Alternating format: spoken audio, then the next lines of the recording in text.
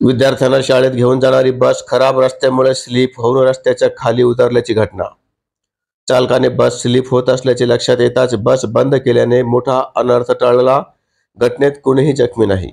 विद्यार्थ्यांना शाळेत घेऊन जाणारी बस खराब रस्त्यामुळे स्लिप होऊन रस्त्याच्या खाली गेल्याची घटना भोकरदन तालुक्यातील वजीरखेड गावात घडली। सुदैवाने बस चालकाच्या बस स्लिप होत रस्त्याच्या खाली जात असल्याचे लक्षात येताच चालकानं बस बंद केल्याने मोठा अनर्थ टळला आहे। गेल्या अनेक दिवसापासून वजीरखेडा गावातील विद्यार्थ्यांना शाळेत जाण्यासाठी गिरिजा नदी पात्रावरून पूल करावा आणि खराब झालेला रस्ता दुरुस्त करावा अशी मागणी पालकांकडून केली जात आहे। गावाला जोडणारे सर्वच रस्ते पावसाने खराब झाल्याने हा प्रकार घडला आहे।